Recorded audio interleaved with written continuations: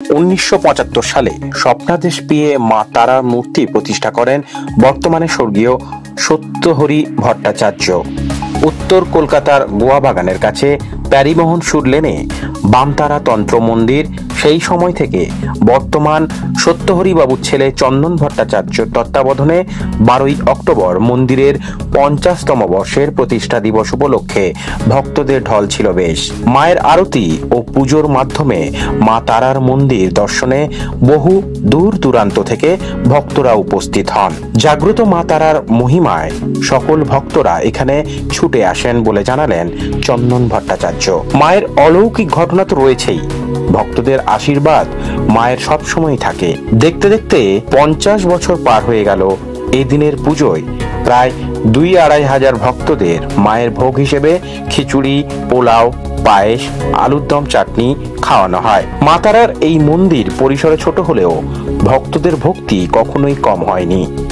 প্রতি বছর মায়ের পুজো এখানে নিয়মিত হয়ে চলেছে। বামতারা তন্ত্র মন্দির মায়ের দর্শনে সবসময়ই ভক্তদের ভিড়ে লেগেই রয়েছে। মা তারা সকলের মনোবাসনা পূর্ণ করুক, সকলকে সুস্থ ও ভালো রাখুক, এই কামনা করি। পুজোর কাজ হয়, পুজোর কাজের পরে প্রায় 1500 থেকে 2000-এর কাছাকাছি এখানে ভক্তের সমাগম হয়। এবার বিভিন্ন পার্শ্ববর্তী এলাকা থেকে আর বিভিন্ন দূরবর্তী এলাকা থেকেও মানুষজন আসেন মায়ের প্রসাদ গ্রহণ করতে। তারপরে রাত্রেবেলা বাউল গানের একটা অনুষ্ঠানের আয়োজন করা হয়। বাউল গান, শ্যামা সঙ্গীত, বিভিন্ন অনুষ্ঠানের মাধ্যমে আমরা মায়ের পুজো সমাপন করে সমাপ্ত করি। কিন্তু ব্যাপারটা আমি একটু যদি অতীতে ফিরে যাই, ঠিক আছে, এই যে এত ভক্ত সমাগম, এত আয়োজন আজ থেকে 50 বছর আগে কিন্তু এরকম ছিল না, ঠিক আছে। আজকে এখনো অবধি আমার কাকা, হ্যাঁ, যিনি মায়ের সেবায় নিয়োজিত হয়েছেন, ঠিক আছে, আজ অবধি মানে কোনো পুজোর কর্ম করে, হ্যাঁ, মানে অর্থের বিনিময় আগে পুজো করতেন, এখন কিন্তু তিনি বন্ধ করেছেন।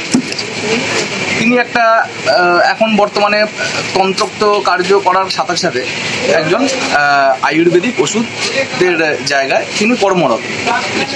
তো আজ থেকে 50 বছর আগে এরকম আমি শুনেছি, আমি দেখিনি, ঠিক আছে। আমার জন্মে যখন কাকার শৈশব অবস্থা ছিল তখন আমরা কিন্তু অনেক দরিদ্রতার মধ্যে, আর আমরা বলে নয়, আমাদের বাড়ি আঞ্চলিক যারা আছে অনেক দরিদ্রতার মধ্যে দিয়ে গেছে। এরকমও শুনতে হয়েছে যে একসময় নাকি দুর্ভিক্ষ লেগেছিল, সেখানে নাকি ভাতের ফ্যান চেয়ে অবধি খেতে হয়েছে লোকের বাড়িতে গিয়ে, ঠিক আছে। তো সেটার থেকে আমার কাকা বা আমার বাবা বা আমার পরিবার কিন্তু বাদ যায়নি, ঠিক আছে। এসে এখানে মায়ের মন্দিরে বসেন, ঠিক আছে। আমাদের বাড়িটা কিন্তু খুব একটা জমজমাট নয়, ফাঁকাই এখন, ঠিক আছে। মায়ের মন্দিরে এসে মায়ের মুখের দিকে তাকিয়ে যদি কিছুক্ষণ বসা যায় তাহলে আপনার মনে হবে যেন মায়ের হাত পা নড়ছে। এটা প্রথম, এটা আমি বলছি, এটা আমি আপনাকেও বলছি। আপনি এসে সন্ধ্যা ক্রিয়া করার পরে যখন ধরুন আপনি পরিষ্কার পরিচ্ছন্ন হয়ে মায়ের মন্দিরে যখন বসবেন, বসে একটু মনটাকে শান্ত করে যদি মায়ের প্রতিমার দিকে একটু শান্ত চিত্তে দেখা যায়, তখন মনে হবে যেন আমার মায়ের হাত পা নড়ছে। আমার নাম যে সুজয় ভট্টাচার্য। ভাবে প্রতিষ্ঠা হয়েছিল 1975 সালে, ঠিক আছে। কিন্তু এর আরাধনা এবং এর মানে প্রস্তুতি পর্ব আগে থেকেই চলছিল। বর্তমান যে সেবাই চন্দন ভট্টাচার্য, এনার পিতা স্বর্গীয় সত্যহরি ভট্টাচার্য, উনি স্বনামধন্য তান্ত্রিক ছিলেন এবং উনি প্রথম জীবনে বিপ্লবী ছিলেন, দেশাত্মবোধক কাজকর্ম করেছিলেন এবং দেশের সেবাতে তিনি নিয়োজিত ছিলেন এবং তিনি বেশিরভাগ সময় বাড়ির বাইরে কাটাতেন, সমাজসেবামূলক কাজকর্ম করতেন এবং তার সঙ্গে ওনার ভক্ত সমাগমও বেড়েছিল।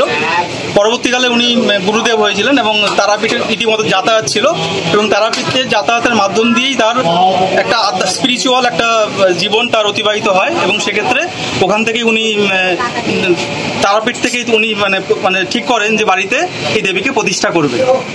পরবর্তীকালে উনি যতটুকুনি তার সামর্থ্য অনুযায়ী চেষ্টা করেছিলেন, কিন্তু দৈহিক কারণে হোক, অন্যান্য কারণে হোক, সামাজিক কারণে হোক, যে কোনো কারণেই হোক, উনি অসুস্থ হয়ে পড়েন। পরবর্তীকালে তার সুযোগ্য পুত্র চন্দন ভট্টাচার্য দেবীকে প্রতিষ্ঠা করেন নিয়ম নীতি মেনে এবং সেইভাবেই তার এই সুযোগ্য পুত্র চন্দন ভট্টাচার্য তিনি এই দীর্ঘ 50 বছর ধরে সেই মানে ঐতিহ্যকে বহাল রেখেছেন এবং আমরা তার সেবা তাকে সাহায্য করছি।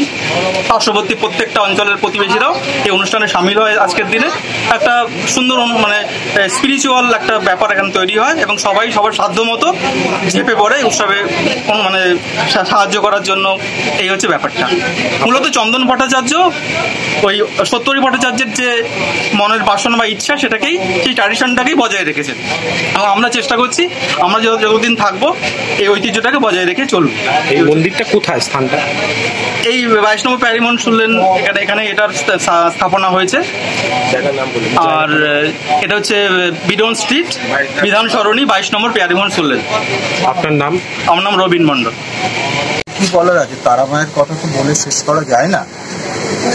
তারা মা সব জায়গায় জাগ্রত, আমাদের এখানেও জাগ্রত। আমি আজকে বহু বছর হলো করেছি, প্রায় 35-40 বছর হলো মূর্তিটা বানিয়েছিলাম।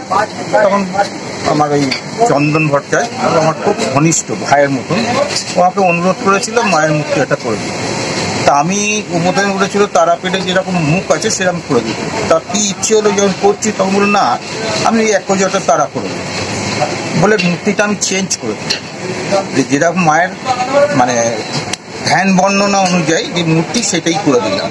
সেটা প্রথম যখন প্রতিষ্ঠা হলো তখন আর কি, আগে তোর বাবা প্রতিষ্ঠা করেছে ছবি প্রতিষ্ঠা, তারপরে মূর্তি যখন প্রতিষ্ঠা হলো তখন আমি বললাম একটা উৎসব করা।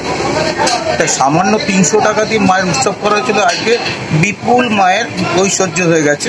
আমার খুব ভালো লাগে মায়ের এই উৎসব, আমার খুব আনন্দ লাগে। অন্য অশ্বভট্টের শিল্পী অশ্বভট্টের পুজো হয়, হোমযাগ হয়, আর বিশেষ দিনে উৎসব। আজকে বিশেষ দিন হিসেবে এই যে পুজো হচ্ছে, চতুর্দশীতে মেন পুজো হয়ে গেছে। লক্ষ্মী পুজোর পর যে রোববার, সেই রোববারই উৎসবটা। আজকে ভক্তদের জন্য কি কি আয়োজন রাখা হয়েছে সেটা তো মাই জানে, আমি করে পারবো। এখানে কতজন, অনেক ভক্ত এসছে দেখলাম, প্রসাদ রান্না হচ্ছে, কি কি প্রসাদে থাকছে সেটা তো এই বলতে পারবো। আপনি তাহলে মায়ের এই যে উপমা কি বলবেন, যারা দর্শকরা দেখছে এখনো জানে না এই স্থানে এত সুন্দর একটা মন্দির, তাদের উদ্দেশ্যে কি বলবেন? কি বলবো, তারা মায়ের কাছে আসুক, মাকে প্রার্থনা জানাক। আপনার নামটা? চন্দন ভট্টাচার্য। রিপোর্ট, প্রিয় চিত্র সাথী নিউজ, কলকাতা।